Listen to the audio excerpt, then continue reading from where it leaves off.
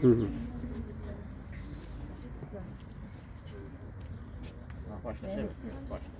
Bugün sənin ad günündür. Necə səni təbrik edək? Necə deyək ki, ay dayı, 27 yaşın mübarək. Anam deyir ki, dayın vətənini çox sevərdi. Məhz bizi qorumaq üçün o canını fəda etdi. Ağlar ağlar, sinəsi yara bağlar. Sizdə ağlayın dağlar, duysun şəhid anası. Qara saçları dəndən, ağardı dərd kədərdən. Dursun şəhid anası. Cənnətdir. Telefonu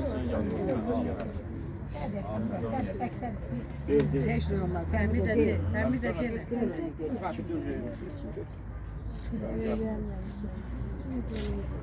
Gel.